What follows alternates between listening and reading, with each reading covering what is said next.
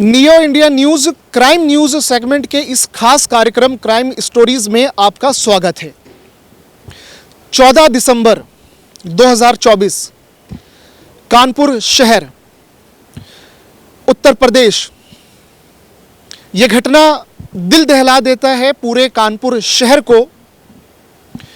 12वीं की एक छात्रा जो कि अपने कमरे में बेड पर अर्धनग्न अवस्था में मृत पाई जाती है।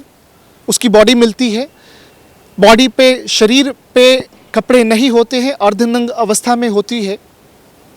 घटना क्या है, क्या हुआ था उस लड़की के साथ?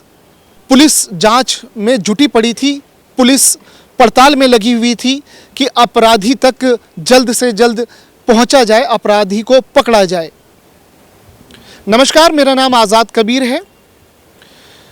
यह घटना 14 दिसंबर की है जब एक दंपत्ति, एक परिवार शादी समारोह से निपटने के बाद अपने घर में वापस आता है। कानपुर शहर की बात है ये, 14 दिसंबर। तो जब वो घर पर पहुंचते हैं तो उन्होंने देखा कि उनकी बेटी कमरे में डेड है, मृत पड़ी हुई है और शरीर पे एक भी कपड़ा नहीं है, अर्धनग्न अवस्था में है। और फिर उसके बाद बेटी की बॉडी को देख करके घर में रोने चिल्लाने का माहौल बन जाता है, अफरा तफरी मच जाती है कि आखिर क्या हुआ जिस वजह से उनकी बेटी बेड पे मृत मिली। 14 दिसंबर 2024 कानपुर में जैसे ही ये खबर फैली कि कमरे में एक लड़की जिसकी उम्र सिर्फ 17 साल है, वो अर्धनग्न अवस्था में बेड पर पड़ी हुई उसकी लाश मिली, तो पूरा हड़कंप मच गया। पुलिस महकमे में अफरा तफरी मच गई और बड़े बड़े अधिकारियों की सांसें फूलने लगी। पुलिस एक्शन में आई। पुलिस को जैसे ही खबर मिली, सूचना मिली, पुलिस वहाँ पर पहुँचती है क्राइम स्पॉट पे और वहाँ पर फॉरेंसिक टीम भी वहाँ पर पहुँचती है जांच पड़ताल करने के लिए। खबर किसने दी, कॉल किसने पुलिस को किया था, उस लड़की के साथ क्या हुआ, मर्डर हुआ उसके साथ, रेप हुआ या क्या हुआ, ये सारी बातें अभी जो इस घटना की, इस क्राइम की गुत्थी सुलझनी बाकी थी। उस गांव में लोग सदमे में आ गए, सकते में रह गए कि आखिर क्या हुआ उस लड़की के साथ कि उसकी बॉडी उसी के घर में, उसी के कमरे में, उसी के बेड पर अर्धनग्न अवस्था में मिली। कौन था वो अपराधी जिसने उसके साथ गलत काम किया? इस खबर ने कानपुर को दहला दिया था। तो ये घटना है शिवराजपुर थाना क्षेत्र के अंतर्गत आने वाले एक गांव की। लड़की की उम्र महज 17 साल थी। 14 दिसंबर का वो दिन, जिस दिन उस लड़की की, उस किशोरी की बॉडी मिली, घर वाले जो थे, माँ बाप, भैया भाभी, सब सदमे में आ गए, चिल्लम चिल्ली हो गई, रोहा राहट हो गई और आसपास के लोग, अड़ोस पड़ोस के लोग इकट्ठे हो गए। और फिर उसके बाद जब पुलिस को सूचना दी जाती है तो पुलिस के भी होश उड़ जाते हैं इस खबर को सुन करके, इस कॉल को सुन करके। पुलिस मौके पर पहुंचती है और फॉरेंसिक टीम भी वहां पर पहुंचती है। अब समझ में नहीं आ रहा था पुलिस को भी कि आखिर क्या हुआ है कि उसी के घर में उस लड़की के साथ, उस किशोरी के साथ किसने गलत कर दिया। क्या उसके साथ रेप हुआ, क्या उसके साथ सामूहिक बलात्कार हुआ, क्या उसके साथ जबरन कुछ गलत काम हुआ, किसने किया, कौन था, घर में लोग कहाँ, घर के लोग कहाँ गए थे, ये सारे सवाल थे। घर का जो मेन एंट्रेंस था उससे एंट्री किसने ली थी, सीसीटीवी कैमरा वहाँ पर लगा हुआ था या नहीं लगा हुआ था, पुलिस हर बिंदुओं पे जांच पड़ताल कर रही थी। हम आपको बता दें कि 14 दिसंबर को जब उस घर में, उस लड़की के घर में जिसकी बॉडी मृत अवस्था में पाई गई थी, उसके माँ बाप वहाँ पर पहुँचे, उसकी भाभी वहाँ पर पहुँची। तो पहुँचने के बाद देखा कि कमरे में ये जो युवती है जिसकी उम्र महज 17 साल है, उसकी बॉडी अर्धनग्न अवस्था में मिलती है। शरीर बिल्कुल अकड़ चुका था, जो बॉडी है वो टाइट और जाम हो गई थी। समझ में नहीं आ रहा था पुलिस को कि आखिर क्या हुआ, कैसे उस अपराधी तक पहुंचा जाए, कैसे क्लू ढूंढा जाए, कैसे इस क्राइम की गुत्थी को सुलझाई जाए। ये सारे सवाल पुलिस के सामने बने हुए थे। हम आपको बताते चले कि 13 दिसंबर के दिन जो पेरेंट्स थे, उसके माँ बाप थे लड़की के, एक शादी समारोह में वो कानपुर में ही वो गए थे। रिश्तेदारी में, परिवार में शादी थी और फिर उस शादी में वो चले गए। और जब शादी में चले गए तो उस अपनी बेटी को, उस लड़की को भी बोला कि तुम भी साथ में चलो, लेकिन उसने जाने से इनकार कर दिया और फिर घर में वो अकेले ही रुकी। ये घटनाक्रम है, ये टाइमलाइन है, हम आपको बता रहे हैं। घर में वो अकेले रुकी और एक प्लान पहले से ही बना हुआ था। तो वो प्लान क्या था वो हम आपको बता रहे हैं। लड़की का एक परिचित, एक फ्रेंड, जिसका नाम कुलदीप कुमार उर्फ शोभित है, जो कि उस लड़की, उस किशोरी जिसकी उम्र सिर्फ 17 साल है, उसके गांव से, कानपुर में उसके गांव से ठीक वो 20 किलोमीटर की दूरी पर रहता है। तो कॉल पे बातचीत होती है। दोनों का प्लान पहले से ही सेट था कि हमारे घर में हमारे जो मम्मी पापा है, पेरेंट्स हैं, उन्हें शादी में जाना है। ये 13 दिसंबर की बात हम आपको बता रहे हैं। तो उस लड़की ने अपने उस दोस्त को बता दिया था कि घर में उस दिन कोई भी नहीं रहेगा, तो तुम आ जाना। खुलासे में जब पुलिस ने कॉल डिटेल जांचने के बाद कि किसने इस लड़की से संपर्क किया था, तो उनके हत्थे पे कुलदीप कुमार उर्फ शोभित चढ़ा। उससे पूछताछ की गई सख्ती के साथ। पहले तो वो बता नहीं रहा था, लेकिन जब पूछताछ की गई तो उसने सारी बातें कबूली और सारी वारदात, क्या हुआ, कैसे हुआ, सारी घटना को विस्तार से पुलिस को बताया। तो हम आपको बता रहे थे कि प्लान पहले से ही सेट था। लड़की के जो घर वाले थे, 13 दिसंबर को वो शादी में, रिश्तेदार की किसी शादी में वो अटेंड करने के लिए चले जाते हैं। घर पे कोई भी नहीं रहता है, घर में सिर्फ लड़की अकेले रहती है। और फिर उसके बाद क्या होता है कि उसके घर के कुछ ही दूरी में उसके भैया भाभी रहते हैं, जो कि उस घर में साथ में नहीं रहते थे, वो अलग से रहते थे। तो वो भैया भाभी के पास चले जाती है और उनसे बोलती है कि मैं आज घर पे अकेली हूँ, घर पे कोई भी नहीं है, मम्मी पापा गए हुए हैं, तो आप इसको, गुड़िया को साथ में मेरे साथ रात में ये रुक जाएगी, आप भेज दीजिए सोने के लिए। तो भैया भाभी ने अपनी बेटी को वो भेज देते हैं साथ में। अब बात क्या है कि ये इस तरह से कुछ बातें हमने आपके सामने अभी खुलासा कर दिया, लेकिन आगे हुआ क्या, ये बहुत ही दिलचस्प और हैरान करने वाली बात है कि हम आपको ये इसलिए डिटेल से इस घटना को हम बता रहे हैं कि आपका उठाया हुआ एक गलत कदम आपके साथ गलत और आपको मौत के घाट उतार सकता है। प्लान जैसा कि पहले से ही तय था इन दोनों के बीच, ये जो मृत लड़की, ये किशोरी और उसका जो दोस्त था, तो दोनों ने एक दूसरे से फ़ोन पे बातचीत कर रखी थी कि किस तरह से इनके घर वाले जब चले जाएंगे शादी में तो उसे आना है। तो उसका जो दोस्त है, वो जो लड़का है जिसकी हम बात कर रहे हैं, कुलदीप उर्फ शोभित, वो आता है। और अब यहाँ से जो आपको हम जो बातें बताने जा रहे हैं वो और भी हैरान करने वाली बातें हैं कि आपस में जब इन दोनों का मेल मिलाप होता है, दोनों शारीरिक संबंध बनाते हैं।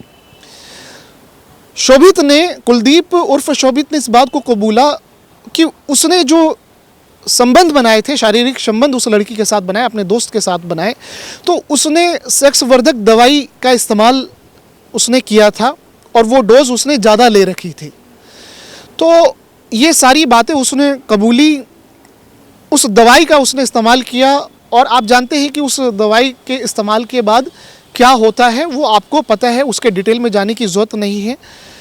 तो रात भर तकरीबन रात के 8:30 बजे से लेकर के 2 से 3 बजे तक वो जो लड़की थी जिसकी बॉडी मृत पाई गई, उसके साथ वो लड़का शारीरिक संबंध बनाता है, गलत काम करता है।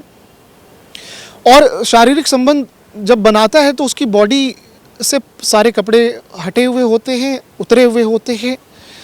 लगभग वो जो सेक्स वर्धक जो दवाइयों का उसने इस्तेमाल किया हुआ होता है, वो मल्टीपल टाइम कई बार वो उसके साथ संबंध बनाता है। संबंध बनाने के बाद आखिर क्या हो जाता है जिससे उस लड़की की तबीयत बिगड़ने लगती है। पोस्टमार्टम की रिपोर्ट बाद में आई, उसमें एक शब्द का इस्तेमाल किया गया, ये मेडिकल टर्म है हाइपोथर्मिया। हाइपोथर्मिया की डिफिनेशन, परिभाषा क्या है, इसका अर्थ क्या है, इसकी मीनिंग क्या है, हम आपको बताएंगे। हाइपोथर्मिया मेडिकल टर्म है। इसमें होता क्या है कि जो इंसान का ह्यूमन बॉडी है उसका जो टेम्परेचर है, जो शरीर का तापमान है, वो डिग्री 95 यानी 95 फ़ारेनहाइट और सेल्सियस में 35 डिग्री सेल्सियस से वो तापमान जो है, टेम्परेचर, वो गिरने लगता है, डाउन होने लगता है। तो उस लड़की को ठंड लग गई।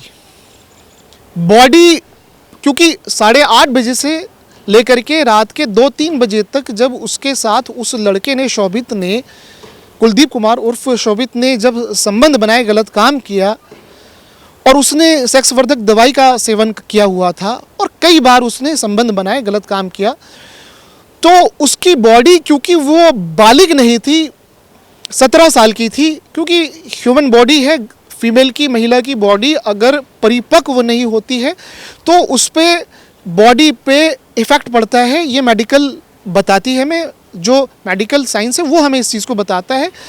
तो ये गलत काम ये लड़का करता रहा, लड़की की तबीयत बिगड़ती रहती है और ज़्यादा डेट्रिएट होती जाती है, ख़राब होती जाती है, उसे ठंड लगती है। अब जो ये लड़का कुलदीप है, इसका फ्रेंड है इस लड़की का, वो उसका दिमाग काम करना बंद कर देता है, वो घबराना शुरू कर देता है, क्योंकि वो देख रहा है कि अब उसकी फ्रेंड जो है उसकी तबीयत बिगड़ रही है लगातार, क्योंकि कई बार उसने शारीरिक संबंध बना लिए, कई बार गलत काम कर लिया, पूरी रात करता रहा। अब उसे समझ में नहीं आया कि अब करे तो क्या करे। फिर उसके बाद लड़की बेहोश होने लगती है और होता ये है कि उस लड़के ने, यानी हम बात कर रहे हैं कुलदीप कुमार उर्फ शोभित की, उस 12वीं की छात्रा को, नाबालिग लड़की को, उस किशोरी को जिसकी उम्र महज 17 साल है, वो छोड़ करके उसके घर से वो फरार हो जाता है, भाग जाता है। ये उससे सबसे बड़ी गलती होती है। ठीक है, आप आपस में एक दूसरे के दोस्त थे, आप एक दूसरे के संपर्क में आ गए। ये संपर्क में कैसे आए, अलग अलग मीडिया रिपोर्ट्स में अलग अलग तरह की बातें बताई गई है, अलग अलग कहानी बताई गई है कि कोई कह रहा है कि वो सोशल मीडिया पे एक दूसरे के संपर्क में आ गए थे, किसी ने ये बोला कि वो एक दूसरे को पहले से ही जानते थे, किसी ने ये बोला कि रास्ते में उनकी मुलाकात हो गई। तो हम उसमें डिटेल में नहीं जाते हैं, लेकिन ये है कि दोनों की दोस्ती थी और इस दोस्ती ने, इस गलत डिसीजन ने उस युवती की, उस लड़की की जान ले ली। तो हम देखते हैं अपने आसपास, अपने समाज में आपको हम सतर्क कर रहे हैं। इस क्राइम स्टोरी को हम इसलिए आपके सामने बता रहे हैं कि पुलिस को भी इसकी गुत्थी सुलझाने में काफ़ी मशक्क़त करनी पड़ी। पुलिस के साथ फॉरेंसिक टीम ने एक एक साक्ष्य जुटाए। पता ये जो घटना थी, ये जो बॉडी बेड पे उसी लड़की के घर में, जिसकी उम्र सिर्फ 17 साल थी, मिली और बॉडी पे, शरीर पे कोई ऐसे जबरन, कोई ज़बरदस्ती करने के निशान भी नहीं थे, कहीं पे चोट भी नहीं थी। ये सब पोस्टमार्टम में ये सारी रिपोर्ट ये आई है। तो फिर पुलिस के दिमाग में सिर्फ एक ही बात आई कि अगर बॉडी के साथ जबरन, अगर सामूहिक बलात्कार होता या जबरन होता तो कहीं पे चोट और खरोच के निशान भी होते। तो एंगल बहुत सारे थे, सामूहिक दुष्कर्म का एंगल और जबरन का एंगल, वो सारी चीज़ें पुलिस उसको देख रही थी। तो जब जांच और ऑटोप्सी रिपोर्ट, पोस्टमार्टम की रिपोर्ट आती है तो पुलिस भी हैरान हो जाती है। अब सवाल ये है कि पुलिस को सूचना किसने दी थी? पुलिस को सूचना उस मृत किशोरी की, उस लड़की की भाभी ने, जब वो घर में पहुंचे थे अपने सास ससुर के साथ, तो पुलिस को सूचना दी कि हमारे घर में हमारी नंद मृत अवस्था में, नंग अवस्था में, शरीर से कपड़े उतरे हुए थे, बेड पे उसकी बॉडी पड़ी हुई है, आप तुरंत आ जाइए। पुलिस पहुंच गई, फोरेंसिक टीम पहुंच गई। अब सवाल ये है कि ना शोभित को कैसे पुलिस ने शिकंजे में लिया। कॉल डिटेल खंगाली गई, देखा गया कि इसके नंबर पे, इस किशोरी के नंबर पे किसने कॉल किया था और कितनी बार किया था। तो जो CDR जो होता है, कॉल डेटा रिपोर्ट, उससे ये पता लगी और उसमें उसका नंबर कुलदीप कुमार उर्फ शोभित का नंबर पुलिस को मिला। पुलिस ने उसको उठाया और उठाने के बाद, क्योंकि कोई भी अपराधी अपने जुर्म को कबूल नहीं करता है, तो जब पुलिस को अपने तरीके से गुनहगार को, अपराधी को कबूलवाने के लिए अपने तरीके का इस्तेमाल करना पड़ता है, वो आप भी जानते हैं, तो पुलिस ने वो तरीके का इस्तेमाल भी किया। और फिर उसके बाद पुलिस के सामने कुलदीप उर्फ शोभित ने सारी बातें कबूली। रात में जब 8 बजे से लेकर के 2 से 3 बजे तक उसने उस युवती के साथ, उस किशोरी के साथ जो नाबालिग थी, पूरी रात उसने गलत काम किया, उसके साथ रात बिताई। और जब उसकी तबीयत बिगड़ने लगी तो उसको छोड़ करके वो भाग जाता है। ये सबसे बड़ी गलती थी। एक तो गलती इन दोनों ने करी, लेकिन ये गलती कि जब तबीयत बिगड़ रही थी तो वो हॉस्पिटल उसको लेकर के जा सकता था। अब उसे डर हो गया कि कहीं आसपास के लोग ना देख लें, या बहुत सारी बातें आप जानते हैं, क्योंकि ये सब चीज़ें जो हैं वो आप समझ रहे हैं कि ये समाज को बिगाड़ने वाली चीज़ें हैं, तो ऑथराइज ये रिलेशन नहीं है जिससे समाज स्वीकारे। तो वो डर गया और वो भाग गया।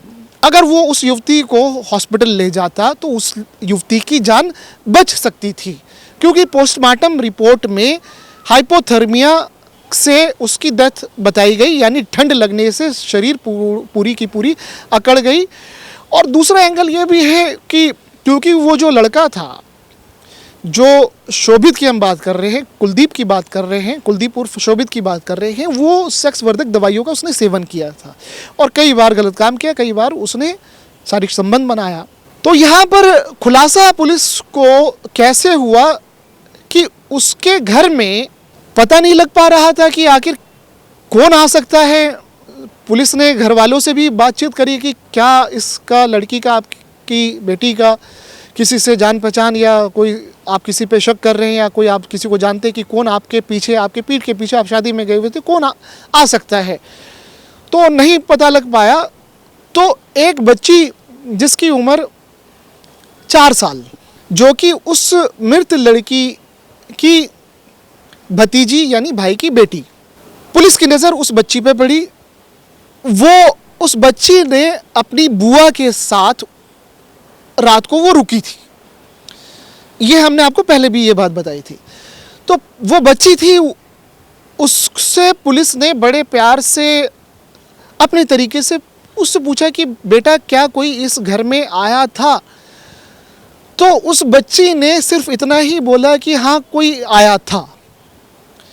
तो बच्ची ने क्योंकि देख लिया था, तो बच्ची के दिमाग में ये बात थी कि हाँ कोई लड़का आया था। तो यहाँ से पुलिस को हिंट मिला, क्लू मिला, और फिर पुलिस उसके बाद call record, CDR call data report की छानबीन करती है, उसमें देखती है। तो वो उस नंबर के ज़रिए पुलिस कुलदीप कुमार उर्फ शोभित तक पुलिस पहुंचती है। और फिर पुलिस अपने तरीके से जब पूछताछ करती है, तो क्योंकि वो पहले स्वीकार नहीं कर रहा था, इनकार कर रहा था, अपराधी का जैसा कि रवैया होता है, कोई भी अपराधी अपने गुनाह को एकदम से कबूलता नहीं है, पुलिस को अपने तरीके का इस्तेमाल करना पड़ता है। तब उसने स्वीकारा, उसने फिर पूरी बात बताई। तो पुलिस भी सुन कर के हैरान रह गई, दंग रह गई। फॉरेंसिक टीम को उस कमरे में आपत्तिजनक चीज़ें मिली। उस जो सेक्स वर्धक जो मेडिसिन थी, दवाई थी, उसके रैपर वगैरह भी मिले। और उस दवाई से उस कुलदीप की जो इच्छा शक्ति थी वो ज़्यादा बढ़ गई थी, क्योंकि आप भी जानते हैं कि मेडिसिन का इफ़ेक्ट क्या होता है। और उस जो किशोरी थी जिसकी बॉडी अर्धनग्न अवस्था में मिली, जिसे छोड़ करके कुलदीप शोभित भाग गया था, वो एक दूसरे को जानने लग गए थे, एक दूसरे के दोस्त बन गए थे। तो पूरी रात वो बिताते हैं, गलत काम करते हैं, और उसके बाद उस लड़की की तबीयत बिगड़ने लगती है और वो उसको छोड़ करके भाग जाता है। और फिर उसको सुबह ये खबर मिलती है कि उस लड़की की डेथ हो गई है, उसकी मृत्यु हो गई है। तो इस घटना ने पूरे उत्तर प्रदेश में और कानपुर शहर में हड़कंप मचा दिया। लोग सकते में रह गए, लोग घबरा गए। और इस क्राइम से, इस घटना से आपको क्या सीख मिलती है, ये बड़ा सवाल है। सवाल ये है कि कोई भी ऐसा कदम आप ना उठाएं, चाहे वो कोई भी हो, जिससे आपकी जीवन जो है वो आपकी जीवन पे, आपके जान माल पे नुकसान हो जाए। क्योंकि जो माँ बाप का जो एक विश्वास है, माँ बाप ने ये नहीं सोचा था कि हम शादी में जाएंगे और जब हम अगले दिन आएंगे तो हमारी बेटी अपने कमरे में वो अर्धनग्न अवस्था में, उसके शरीर से कपड़े उतरे हुए होंगे और वो उसकी बॉडी, उसकी लाश मिलेगी। तो माँ बाप ने ऐसा नहीं सोचा था। 17 साल तक माँ बाप ने मेहनत करके उस बेटी को, उस बच्ची को पाला और उसे बड़ा किया। लेकिन अंत में क्या हुआ कि एक गलत डिसीज़न ने उसे मौत के घाट उतार दिया। तो ये भरोसा जो है, चाहे वो आपकी फैमिली का, आपके माँ बाप का या आपके हस्बैंड वाइफ का, ये जो भरोसा है वो ना टूटे। और जो अपराधी जो है वो तो अपराध करना चाहेगा, वो मौके की तलाश में रहेगा। शिकारी है, अपराधी को शिकारी बोला गया है। अपराधी जो है वो शिकार करता है। तो आपको सतर्क रहना है कि आप किसी के धोखे में, किसी के जंजाल में, किसी के मायाजाल में ना फंस जाए, जिससे कि आपके परिवार का नुकसान हो, आपके अपने जीवन का नुकसान हो और आपको मौत को देखना पड़े। तो ये घटना हमने आपको कानपुर की, ये उत्तर प्रदेश की कानपुर के शहर की घटना हमने आपको बताई। इस घटना के बारे में आप कमेंट बॉक्स में हमें ज़रूर बताइएगा। ये सच्ची घटना, इसी 14 दिसंबर 2024 की ये घटना है। इस 14 तारीख ने उत्तर प्रदेश के कानपुर शहर के लोगों को हिला करके रख दिया, दहशत में डाल दिया, क्योंकि एक छोटी सी गलती ने जीवन को समाप्त कर दिया। तो इस घटना के बारे में कमेंट बॉक्स में हमें ज़रूर बताइएगा। ये सच्ची घटना है, ये क्राइम की ऐसी घटना जिसने सबको हिला करके रख दिया। अब सवाल कुछ हम आपके सामने छोड़ करके जा रहे हैं कि आप अपने लाइफ में कोई ऐसा कदम ना उठाएं जिससे कि आपकी लाइफ, आपकी ज़िंदगी को मौत का सामना करना पड़ जाए, आपके परिवार को, आपके फैमिली को मुसीबत में आप डाल दें। तो ये कुछ सवाल हैं कि ऐसे काम जिससे कि आपका परिवार, आपकी फैमिली और आपकी खुद की ज़िंदगी, आपका खुद का लाइफ डिस्टर्ब हो जाए या आपकी लाइफ, आपका जीवन समाप्त हो जाए, आपको नहीं करना है। इस घटना ने पूरे उत्तर प्रदेश में और ख़ास करके कानपुर को सदमे में डाल दिया। क्या उम्र थी उस लड़की की? सिर्फ 17 साल, 12वीं की छात्रा थी। और वो लड़का ज़्यादा दूरी पे नहीं, 20 किलोमीटर की दूरी पे रहता था। आज सोशल मीडिया, इंटरनेट ने जिस तरह से टेक्नोलॉजी ने सुविधा दी है उस तरह से क्राइम को भी बढ़ा दिया है। चाहे हम साइबर क्राइम की बात करें, साइबर अपराधी भी काफ़ी एक्टिव है ऑनलाइन। आपको ध्यान रखना है कि आप किसी भी अपराधी के शिकंजे में ना पड़ जाए। आप एक छोटी सी गलती आपकी लाइफ को बर्बाद कर देती है।